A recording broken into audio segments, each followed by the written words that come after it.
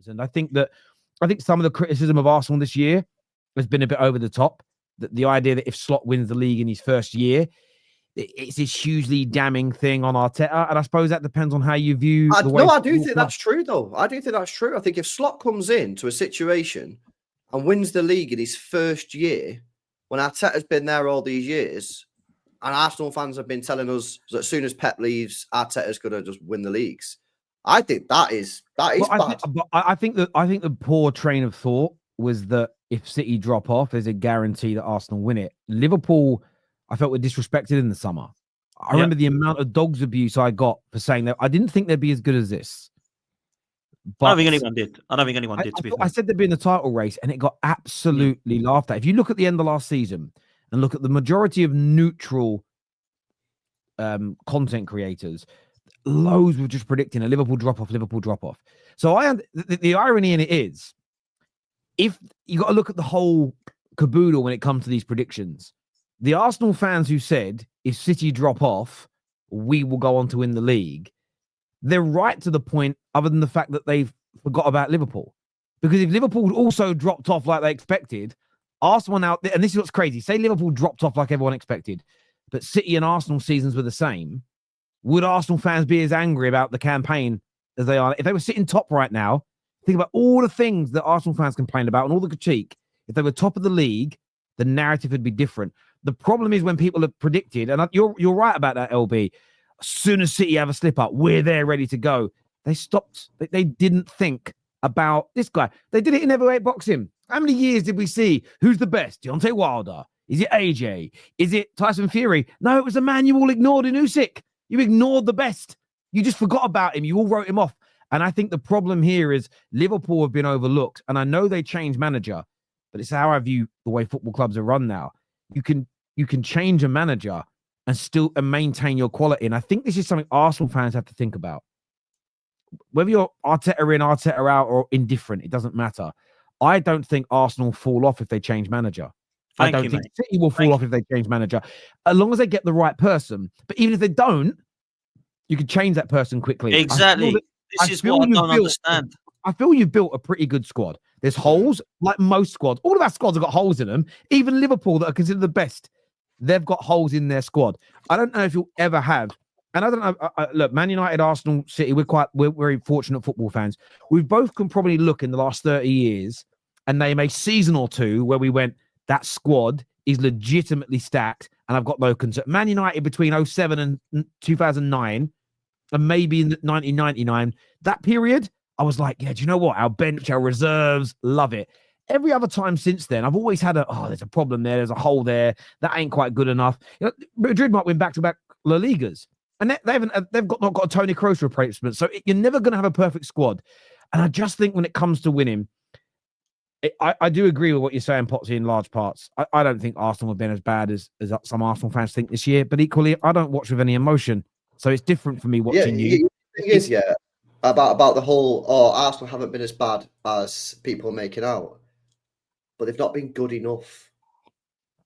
That's the truth. When you're going for a league title, you have to be insanely good. And Arsenal have been insanely good over the last 2 years, but not quite good enough. And this year, I think they've probably gone backwards.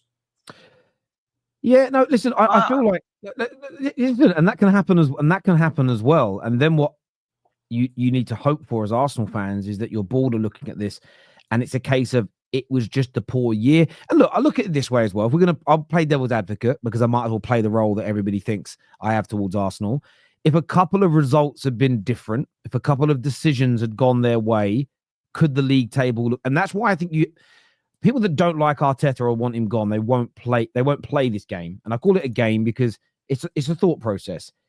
If, for instance, Rice didn't get that red card and they go on to beat Brighton, as an example, if the Saliba red card wasn't given like Leif Davis's the other day and they go on to beat Bournemouth, I'm using those two examples. You could use many others.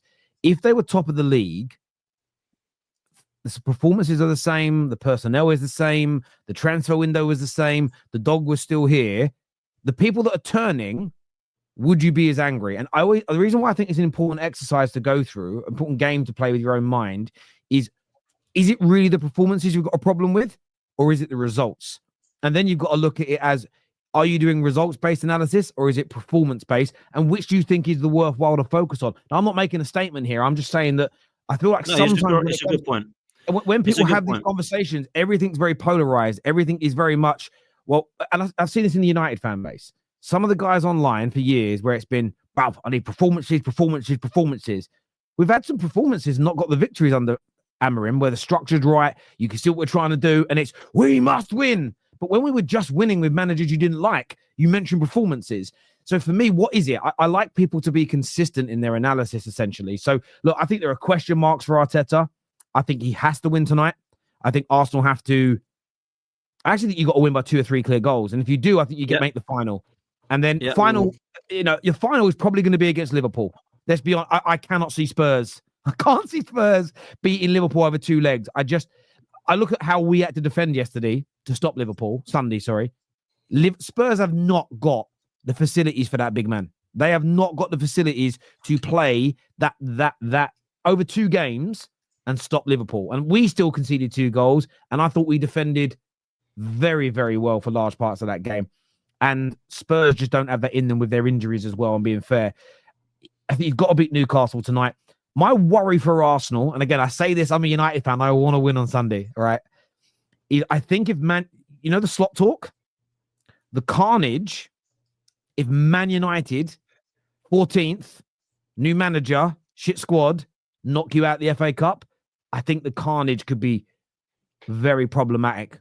Very, very problematic. It'll be horrible. I mean, it'll be horrible because it's Man United, and I can't stand Man United, right? Other than Spurs, they're the ones I hate the most, right? And I always have done because of the rivalry years ago I grew up with. But I just look at the way we're playing at the moment. And I think this is what I keep saying to a lot of Arsenal fans that are still trying to remain positive. Don't look at Liverpool or look at Chelsea or look at City. Just look at Arsenal. Look at the club you support and look at what's wrong with it right now because it isn't performing very well. The top 10 in the Premier League table, let me ask you a question. How many of them have we beaten? How many of the top 10 have we beaten? Serious question. We played everyone once. We played Brighton once. You think 4. Terry, how many do you think it is? The top 10? Yeah, currently the top 10 in the Premier League. How many have we beat? I don't know. I'll guess and say 5. I'll go 1 up from LB. I don't know. Just 2. 2. Villa and Forest. That's it. So we've either drew or lost to everybody else. When did we Man United and Arsenal? I know you beat us 2-0. We're not in we're not in the top 10 now, are we? You're not in the top 10, right? So I've done myself. That is pain. So people who beat, you go for the league, you would look at, Liverpool and say how many have they managed to beat, and you might look at that and think, yeah, they've drew because they've lost to Forest, they've drew to Arsenal, but actually they've beaten the majority of them, right? If you look at it, that's the difference right now. Liverpool just playing better than Arsenal. Now, if that could change, Liverpool could have a terrible few results. I know that they've obviously disappointed about the result at Anfield, and I would be if I was a Liverpool fan because Manchester United, you want to be beating them. And then you look at what they've got next, and I think without looking, I think it's Forest away, Brentford away, and then there's another game after that as well. So there's actually some hard sort of games there. But I would probably put my money on Liverpool winning those games because they're favourites and the way they're playing, they should be beating them. So that's where it is. Whereas if it's Arsenal, I'm going into those games like I did against Brentford and Brighton thinking it's going to be tough. Now, Brentford was a really good second half performance. Brighton was a really poor second half performance. And that's where I'm at. And then what I get really frustrated with on top of that is the minute we lose or drop points, all of the excuses come out. And we're honing in on why it was a penalty and why it wasn't a penalty. And just like we did against Brighton when Declan Rice tapped the ball away, we're looking at the same thing again. We're not looking at the fact that Havertz should have made that game 2-1 anyway at the Emirates. We're not looking at the fact that actually our performances were so bad in that second half that we didn't actually have enough chances and we deserved not to win that game. We should have won it, but the referee, Anthony Taylor, doesn't like us, so now we'll blame it on him. It can't be Mikel Arteta or his tactics. It can't be our squad. It can't be our ownership or our board. It has to be Brighton. Can I ask you a question? I want to go to some viewer comments in a minute, but can I ask you a question on that? And for both of you, really, why is it though that it's almost impossible? And I don't think this is exclusive to Arsenal, but we'll keep it on Arsenal for now. Why is it impossible to criticize Arsenal's performance and to criticize and slam the poor refereeing? Because for me, I will call it an agenda. I've got an agenda to keep putting pressure on the PGMOL. We saw the handball for De Ligt. I understand why it's given. Last night, the Ait Nouri, And I thought, his hands by his side, they won't give it. VAR released their official statement, and it is they didn't give it because he didn't have time to move his arm. Yet he had probably 15 to 20 more yards of the ball traveling towards him than De Ligt did when it changed direction. How are you not applying that same logic to De Ligt? If it's not about positioning of the arm, it's purely time to react. Consistency, in it. It's the consistency. We heard Dermot Gallagher talk about the penalty you guys conceded. And the funniest thing he said, yes, he said VAR's got no right to get involved. Yes, he said the ball hit Saliba's head. That weren't the funniest. The funniest thing he said, which didn't get challenged, was, yeah, because they're both standing, it's a foul. It could have been different if they both jumped. And I'm going, how? Like, whether you think it's a penalty or not, please be objective here. Whether you think it was or wasn't. How can jumping and the same thing happening? He's a clown, though, isn't he? And this is why I sort of feel, this is why it frustrates me in the Arsenal community. Because I criticise Arsenal's performance, substitutions, although we found out when Eri was injured afterwards, to be fair. I criticised it. Then I spoke about the penalty. And my comments were so funny. Some people saying, thanks for calling it out. Some saying, thanks for calling the team out. And then the opposite of, fuck you for mentioning the penalty, we were crap. Others saying, why are you criticising the team? It was because of the penalty. And I'm sitting there like... It's a mess, bro. It's weirdness. There's a weirdness there. It's a mess, bro. But it ain't just that. Because what then happens is we get all of these previous scenarios brought up. And you'll just get lists and lists and lists. And I was actually putting it in my group chats the other day, just to see what reaction we'd get. And of course, they all just rolled their eyes and laughed. Now, don't get me wrong. There is absolutely 100% some bad decisions that Arsenal have had against them. I'm not saying there's not. There absolutely is. Some of them have been absolutely horrific. But we are not the only team in the Premier League that has had absolutely shambolic decisions not gone our way. I look at Wolves. I think for VAR, they've had some absolute shambolic decisions go against Wolves, right? Absolutely horrendous. They're the club that I would have sympathy for. So, look, there has been some people that have said, never seen anyone kick the ball away and get sent off yet, other than Arsenal. I've never seen someone get 2 yellow cards for one incident since Martinelli. I believe Dalot did, but correct me if I'm wrong for that. Yes, Dalot, yeah. Yeah, so straight away, you can already think of one, right? I will say this. I haven't seen anyone sent off for a clash of heads, not sent off, given a penalty away for a clash of heads before. I will say that. If Saliba goes down holding his head, it won't be a penalty, and obviously he'll look at both and make sure they're all right, and it'll be play on. But you could also understand, and this is why players dive, by the way, and roll around on the floor, because if they don't, they stand there and go, "You're all right." You get a penalty given against you.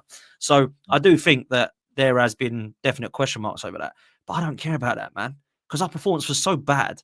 And I go back to it, and I keep saying this: we beat Wolves 2-0 on the first game of the season, and Havertz got throttled on the floor. Guarantee that gets brought up if we draw that game. But because we've won, no one cares about that. No one cares about that incident. But because we've now drew again, it's all about the referee being bad, and it's terrible, and the penalty just gives absolute mad. Look, man, unfortunately, we've got a section of the fan base, and there's quite a lot of the majority of them at the moment that are in the chat that believe that obviously it's the only reason Arsenal aren't going to win the league is because they haven't. They've had the referees all hate them, and they've got injuries. That's it. If we didn't have injuries and the referee loved Arsenal, we might win the league. Let's just give your heads a wobble, won't it? Yeah, Arsenal are not playing well enough. Arsenal have not got a squad good enough to win the league. At the moment, we have a definite good enough squad to win a trophy, which me and LB said at the start of this season is exactly what Mikel Arteta should be trying to aim to do. If you can't win the Premier League, you go for the Champions League or the Cups. And if you take something at the end of it in May, I will 100% say I want Mikel Arteta to stay because we've challenged for the league right to the end. We've won a trophy, and let's go again. If we're miles off of it, and we finish 9 points or more off of Liverpool in second or third, and we don't win a trophy, why is it such a bad criminal question to say, do you think we should potentially go a different direction after 5 years and £700 million spent? Why is that a crime? Because if you believe there's nobody out there better and you think it's easier to replace Jurgen Klopp than it is for Mikel Arteta, you must be watching a different sport than me. There's no way that it's easier to replace Jurgen Klopp than it is Mikel Arteta. Sorry. Yeah, and this thing as well about like, who would you get?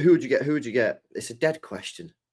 Just because you don't know who you're going to get, say there's nobody out there is absolutely ridiculous. We had this with United fans. Who are you going to get after Ten Hag? Who are you going to get after Ten Hag? Who are you going to get? And then they went and got a Sporting Lisbon manager who's done really, really well. Yeah. Klopp was replaced by Arne Slot. After people in this country didn't even know who Arne Slot was, and he's come in and he's improved them. He's improved them. So can we stop this thing about there's no managers out there? Yeah, we're talking about a manager that spent 750 million and won one FA Cup, and people have got the cheek to sit there and say there's no one out there to replace him. It's absolutely ridiculous. Ridiculous. I hear that. I won't go to some of the